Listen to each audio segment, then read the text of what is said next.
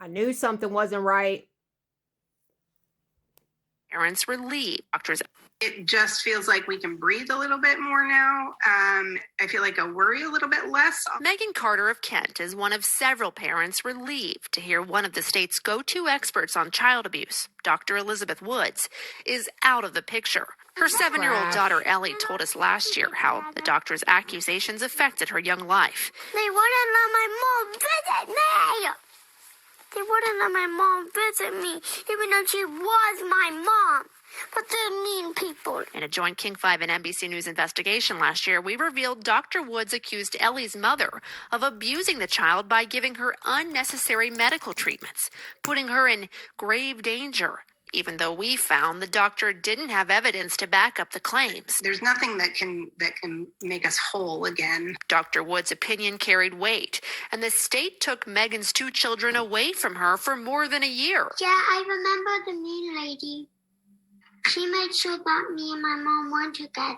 Ellie cheered when her mom first told her the news. Dr. Woods is no longer employed at Tacoma's Mary Bridge Children's Hospital. And last month, the state removed her from a roster of select doctors CPS depends on in suspected cases of child abuse. Remember when I told you last week that she's gone now?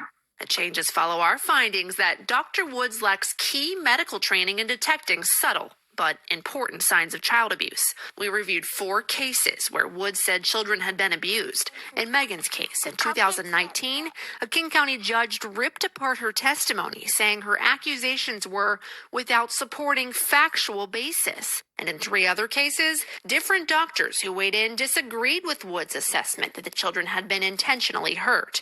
This Silverdale pediatrician was among them. I would stake my medical license on the fact this was not abuse. Dr. Woods has never responded to interview requests, and Mary Bridge previously defended the doctor's expertise. But last year, on the same day King 5 and NBC News published the story, the hospital took action. A top executive told employees Mary Bridge was bringing in outside experts to review its child abuse program under Woods' leadership.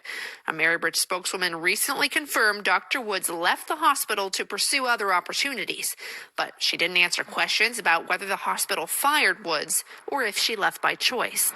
Seattle Children's, the hospital that manages the state child abuse prevention program, left open the possibility that Woods could someday rejoin the state's roster of child abuse experts.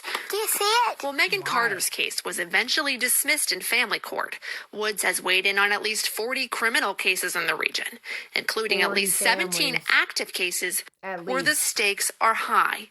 Some parents could be headed to prison. So you believe that without Dr. Woods weighing in, this wouldn't happen? Yes. One of those pending criminal cases belongs to Balin Armandaris, a 21-year-old Navy sailor from Bremerton. After Woods concluded her twin baby's fractures were the result of abuse, Kitsap County prosecutors charged Balin with felony child abuse. Did you abuse your twins? No. She hired 3 specialized doctors who studied x-rays and medical records, finding abuse was unlikely. Instead, doctors concluded a metabolic bone disorder likely led to the breaks. But prosecutors listened to Woods' opinion that nothing could have caused the twins' injuries except intentional violence, and Balin lost custody of her boys. Following our investigation, area prosecutors are now questioning Dr. Woods' credibility. Last week, Thurston County prosecutors added her to a list of experts whose truthfulness has been challenged. And last year in Pierce County, Dr. Woods' name landed on a similar list. Since June, the Pierce County Prosecutor's Office has been sending letters to defense lawyers in all pending criminal cases involving Dr. Woods, notifying them of potential impeachment evidence against her, along with a copy of our story. And prosecutors in King and Kitsap County said it's possible they might do the same. Back in Bremerton, Balin says she fought for more than a year to prove her innocence, but she couldn't fathom another day without her boys. It's really hard to just be like, okay, fine, like I give in.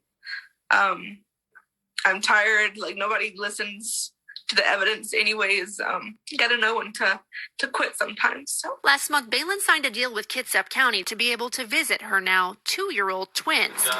In an emotional reunion in February, the first time since they were infants, go get mama. Come on, go get mama. Balin got to hug her boys. After learning about Woods' departure, she said she hopes authorities will take another look at the evidence to get her name cleared and her boys back home.